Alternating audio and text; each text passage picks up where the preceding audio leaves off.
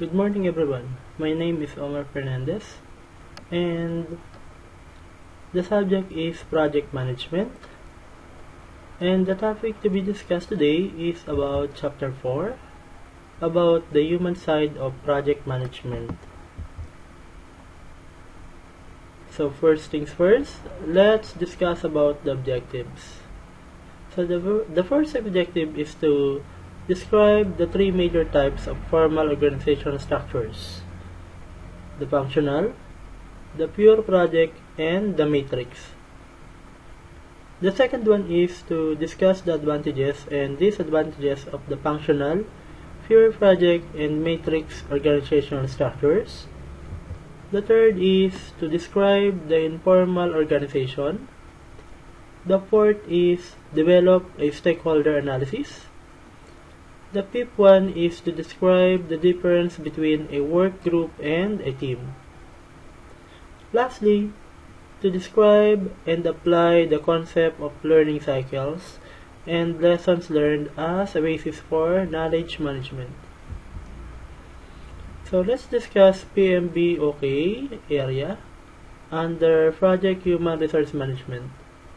So the first part is what we call Develop Human Resource Plan. It defines that creating a staff management plan that identifies and documents the reporting relationship as well as each team member's role, responsibility, and required skill.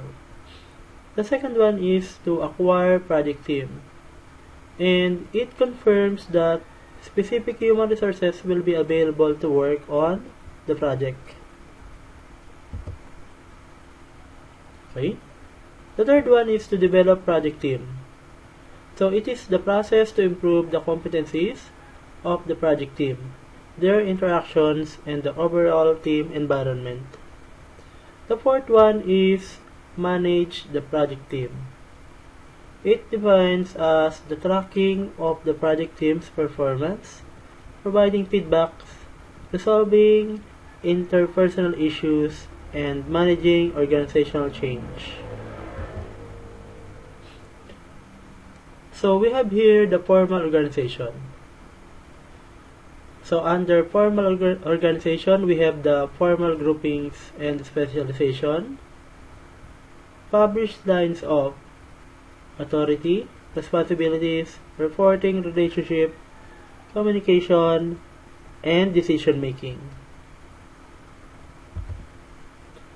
So we have a diagram on organization and project planning organizational structure. So as you can see, it is composed of the functional, the matrix, and the project base. So the diagram here represents the organizational structure.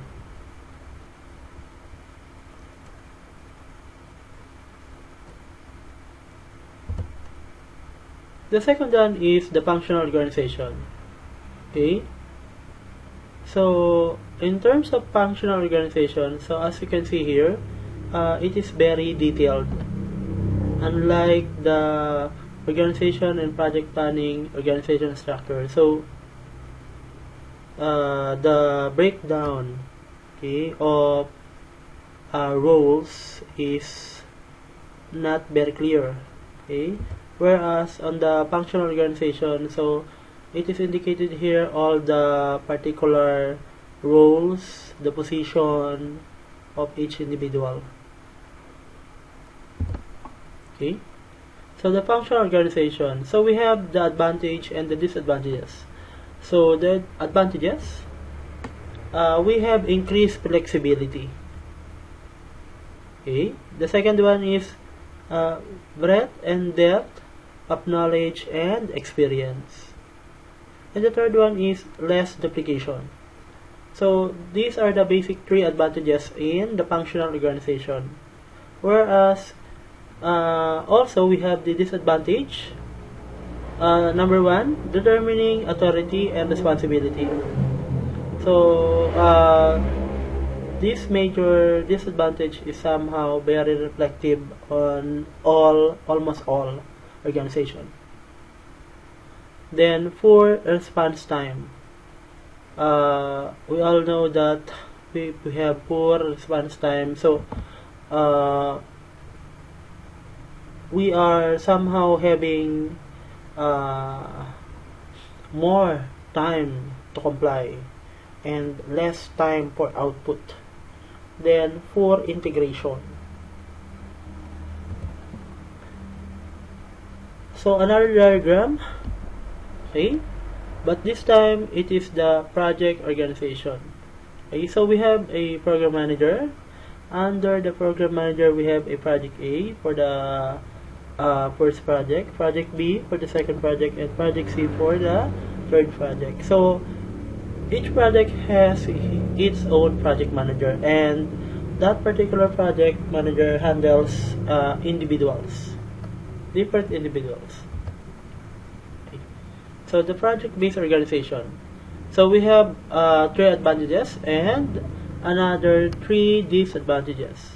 So in terms of advantages, we have clear authority and responsibility, improved communication, high-level integration. Whereas on disadvantages, we have project isolation, duplication of effort, and projectitis. Okay, so we have a multiple projects. Okay, so this is an example of a matrix organization under Figure 4.4. Okay, so in terms of matrix, so it should be well planned, okay, and well designated position.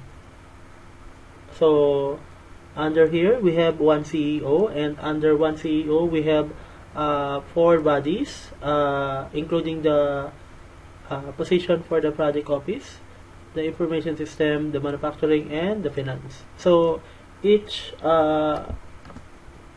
subdivide are somehow having its own personnel, okay, in charge. Okay, so this matrix organization also has this what we call advantage and disadvantages.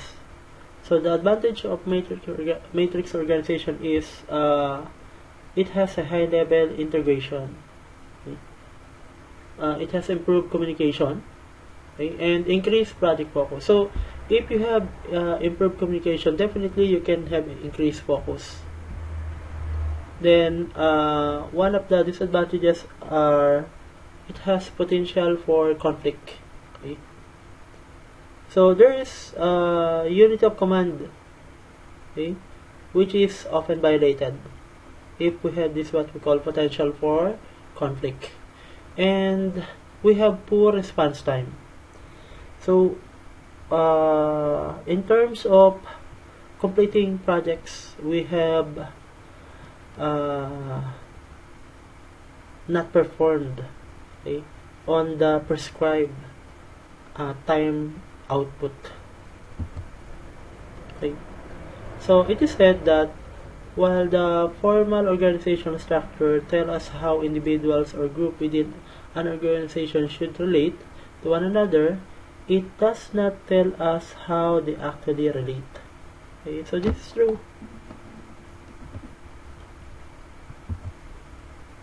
So the informal organization. So this is an example, my example of an informal organization.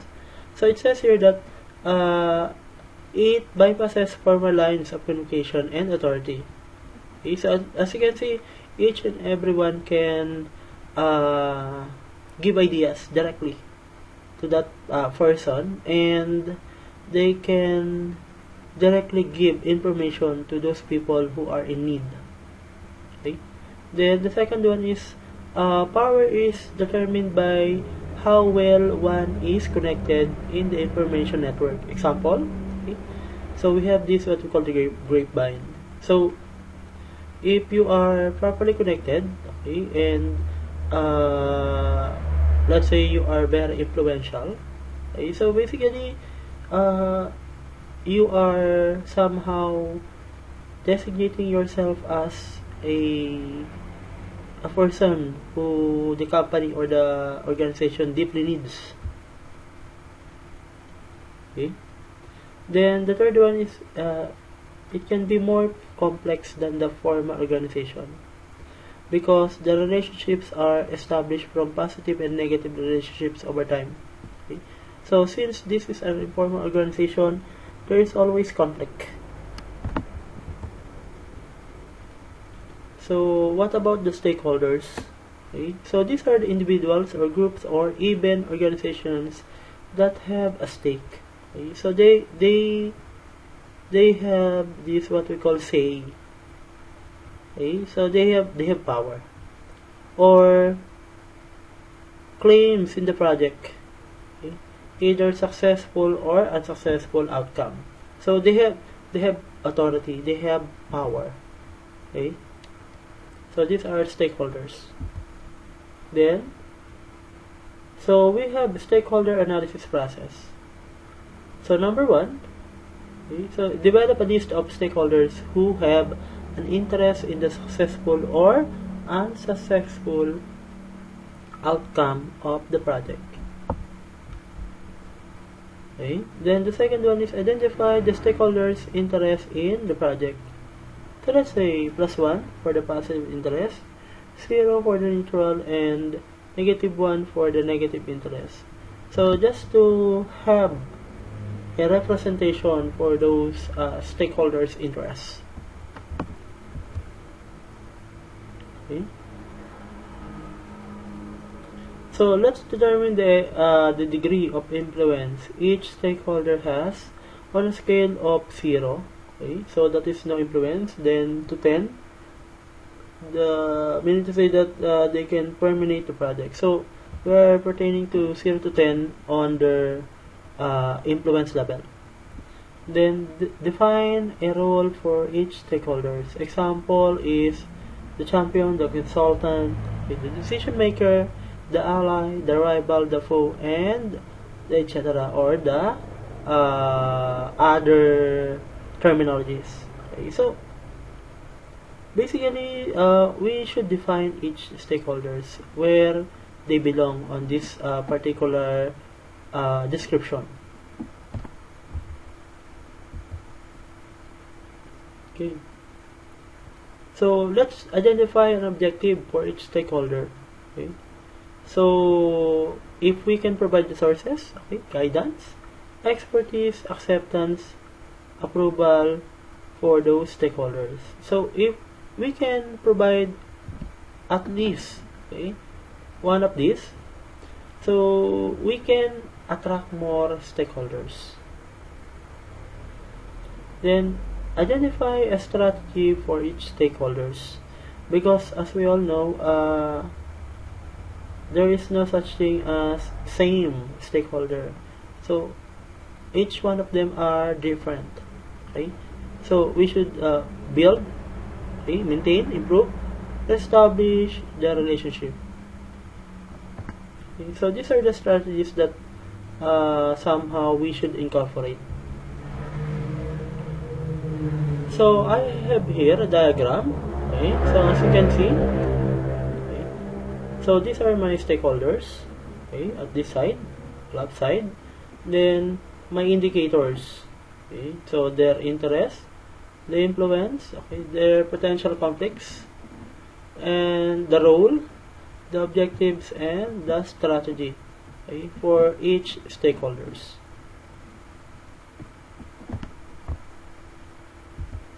Okay, so the team, the project team.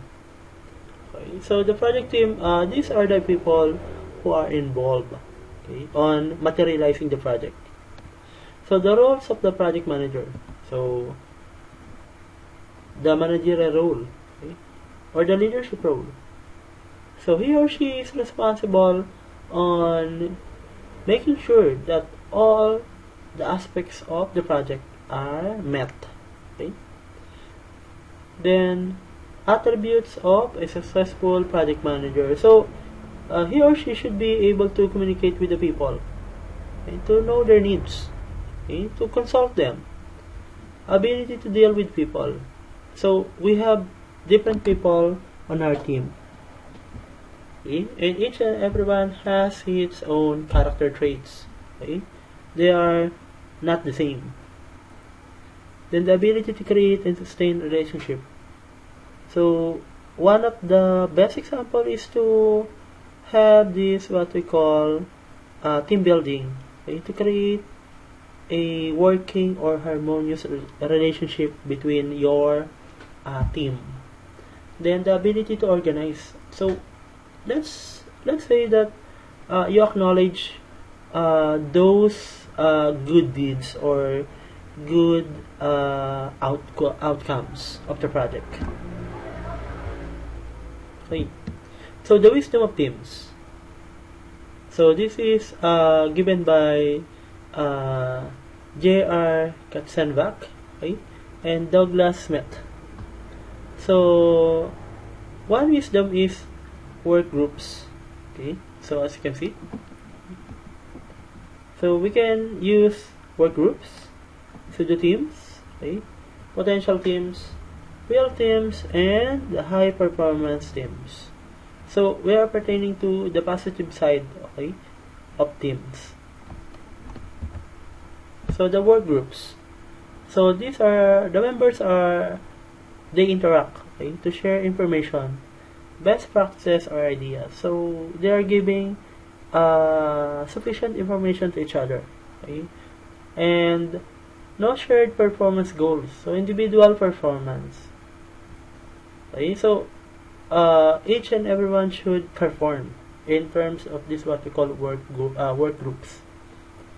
Then no joint work products. So since they perform individually, so they have this individual product or output. Then no mutual accountability. So since we are talking about individual performance, so he or she is the only one responsible. Okay? If there is fault, okay, on the project, viable in many situations. So example, study group. Okay? So this is very important, okay, to consult each other. Then the teams. Okay, so it brings complementary skills and expertise. Then, jointly defined clear goals and approaches improve communication. So in terms of teams, so basically, if we have teams, okay, we can communicate, we can give each other's ideas, okay, we can improve each other. Improve decision making. Since we are a team, okay, we can consult each other to produce a very truthful, decisive output or idea. Okay? Have more fun. Since everybody is contributing, okay, as a team, so definitely we can produce many information. Okay. Then this is what we call real teams. Okay? So it is composed of small numbers of people. Okay? The real teams. They have complementary skills. Okay? They are committed to a common purpose, okay? One single purpose only, common goal, common approach, and hold themselves accountable. Okay? So we are pertaining to a group, a small group that accountable. They are the small group are responsible on what output. Okay, either if this is a bad output or a good output. Okay, so the next one is this what we call pseudo teams. Okay, so it is called the weakest of all groups. Okay, so why? They're not focused on collective performance and not trying to achieve it. So since in terms of study code, so individual achievements, okay, then no interest in shaping a common purpose. So they have their own suggestion, okay? They have no common interest. Then the fourth one is confusion, and this has its dysfunctional behaviors. Okay, so in terms of confusion and dysfunctional behaviors, they are at ease to each other. Okay, so if we have confusion, so basically the information, okay, all the output information is somehow irrelevant. Then the potential teams. Okay, so significant performance potential. Okay, so we're talking about a positive team here, and they have potential. Then requires more clarity about purposes, goals, work products, and common approach. So this is potential teams. Then the high performance teams. Okay, so they meet all the conditions of a real team. Okay, so plus, okay, so members are deeply committed. They perform above all reasonable expectations. So they achieve it more than 100%. Okay, this what we call high performance teams. Okay. So vital signs for evaluation. So we have, okay, 6 project team basics. Okay, teams and identity, enthusiasm and energy level, event-driven stories, personal commitment, earned membership. So team leader, project manager, okay, so they act to clarify purpose and goals, okay, build commitment and self-confidence, strengthen team's collective skills, okay, remove external obstacles, and create opportunities for others.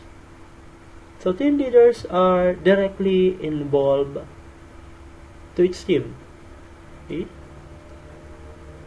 Creates the project environment, workspace, the team culture and values, project administration, and ethical conduct.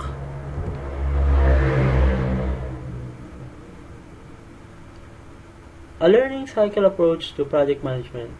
Okay, so an agile project management approach. So what is this?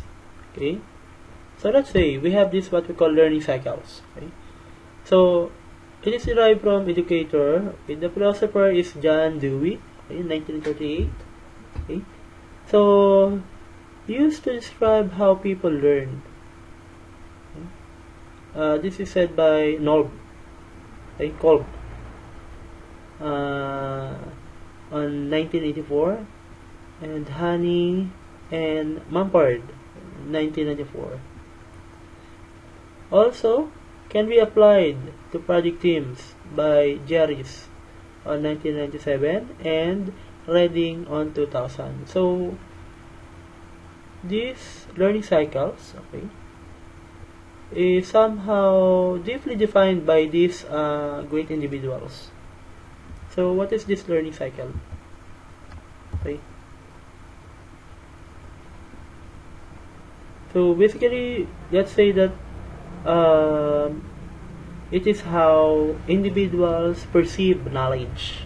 Okay. So they have different types of perceiving and acquiring knowledge.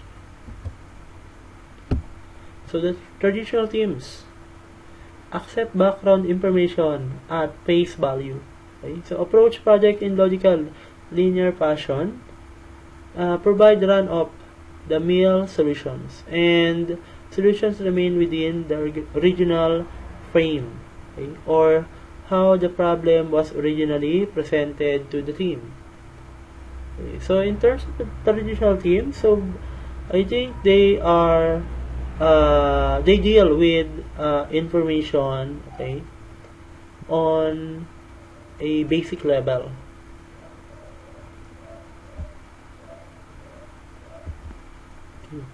Then the radical teams, okay, say do not accept issues and tasks at their face value. Okay, the way the problem is defined may very well be the problem. Unquestioned assumptions are surface and challenge.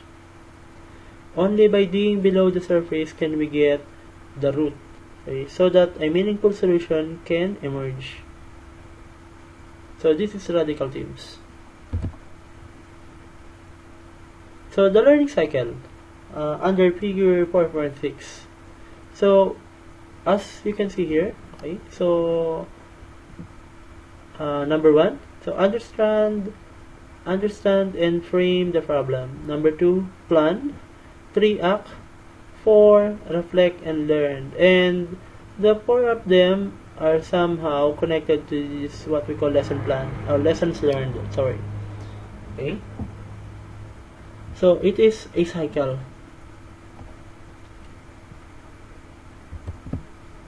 So examples of a team learning record. So what we know, okay, so pertaining to the facts, okay, what we think we know, okay, or the assumption, and what we don't know or the questions to be answered. So this example falls under figure 4.7.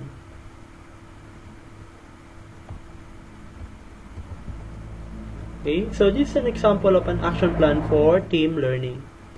So the who, okay, does what, and by then. So as you can see, we have this example, okay, and this figure falls under figure 4.8.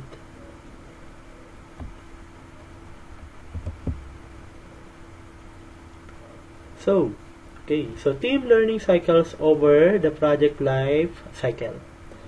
So under figure 4.9, it says here that each cycle provides the opportunity to challenge framing assumptions, create new understanding, and find radical solution. Okay, so I think we have continuous evolution, okay, in terms of this what we call team learning cycles over the project life cycle. Okay. So assessing team learning. So we have a diagram, okay, a triangle. Okay. On the first point, we have the depth, and the top point we have the speed, and the right point we have the breadth or the impact.